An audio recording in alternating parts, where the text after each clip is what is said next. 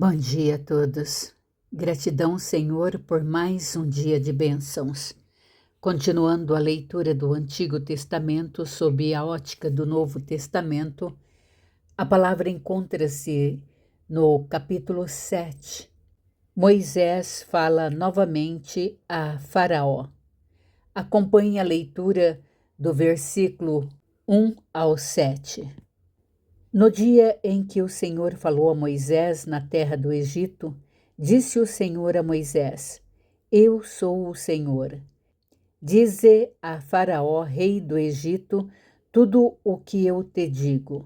Respondeu Moisés na presença do Senhor: Eu não sei falar bem. Como, pois, me ouvirá Faraó?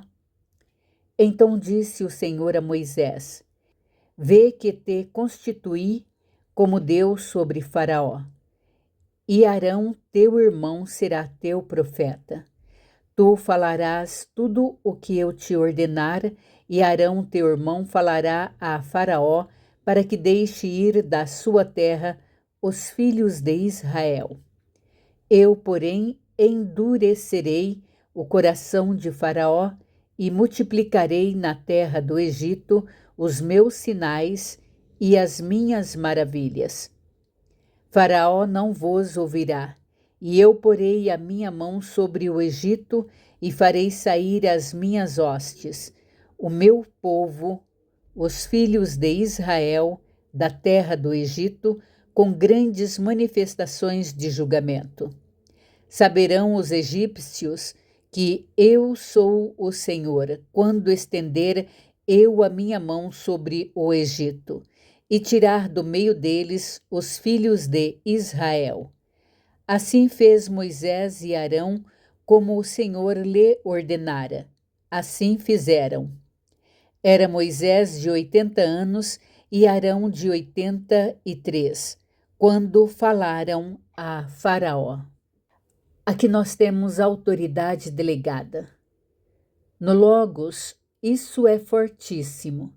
Deus não está transformando Moisés em um ídolo, mas o revestindo da frequência da criação.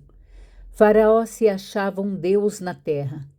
Então Deus coloca Moisés em um nível acima da hierarquia egípcia. No versículo 7, Moisés tinha 80 anos e Arão 83, quando falaram a Faraó. 80 é a letra P, que significa boca. Deus esperou Moisés chegar na ida da boca para ele finalmente falar a palavra. A soma 80 mais 83 igual a 163. No oculto, 1 mais 6 mais 3 é igual a 10. O número da lei, da ordem e da responsabilidade divina que estava prestes a cair sobre o Egito. Continuem comigo do versículo 8 ao 13, o duelo das serpentes.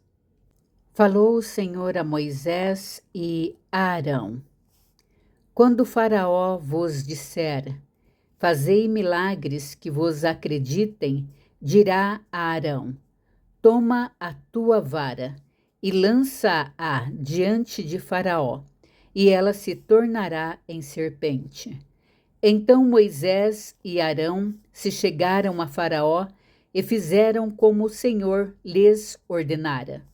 Lançou Arão a sua vara diante de Faraó e diante dos seus oficiais, e ela se tornou em serpente. Faraó, porém, mandou vir os sábios e encantadores, e eles, os sábios do Egito, fizeram também o mesmo com as suas ciências ocultas. Pois lançaram eles cada um a sua vara, e elas se tornaram em serpentes. Mas a vara de Arão devorou as varas deles. Todavia o coração de Faraó se endureceu, e não os ouviu, como o Senhor havia dito. Nesta passagem, Arão lança o cajado e vira uma serpente. Os magos fazem o mesmo. Aqui nós temos o devorador de ilusões. A palavra para serpente aqui é tanim, que também pode significar monstro marinho ou crocodilo, símbolo do Egito. Deus estava dizendo: a minha realidade engole a sua mágica. Continuem comigo do versículo 14 ao 25. A primeira praga. As águas tornam-se em sangue.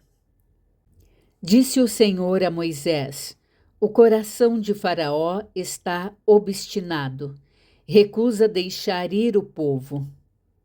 Vai ter com Faraó pela manhã, ele sairá às águas, estará à espera dele na beira do rio. Tomarás na mão a vara que se tornou em cobra. Ele lhes dirá: o Senhor, o Deus dos hebreus, me enviou a ti para te dizer: deixa ir meu povo, para que me sirva no deserto, e até agora não tens ouvido. Assim diz o Senhor: nisto saberás que eu sou o Senhor. Com esta vara que tenho na mão, ferirei as águas do rio e se tornarão em sangue.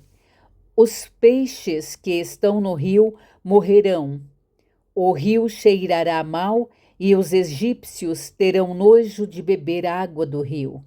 Disse mais o Senhor a Moisés: dize a Arão: toma a tua vara e estende a tua mão sobre as águas do Egito, sobre seus rios, sobre seus canais, sobre suas lagoas e sobre todos os seus reservatórios, para que se tornem em sangue.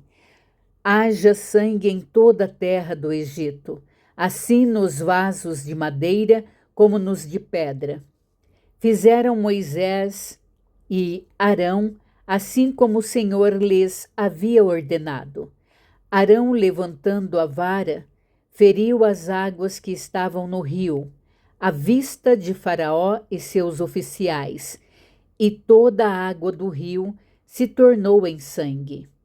De sorte que os peixes que estavam no rio morreram, o rio cheirou mal, e os egípcios não podiam beber a água do rio, e houve sangue por toda a terra do Egito. Porém, os magos do Egito fizeram também o mesmo com as suas ciências ocultas, de maneira que o coração de Faraó se endureceu e não os ouviu como o Senhor havia dito. Virou-se Faraó e foi para sua casa. Nem ainda isto considerou o seu coração.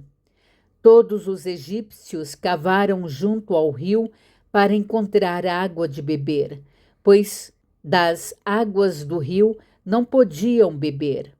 Assim se passaram 7 dias depois que o Senhor feriu o rio.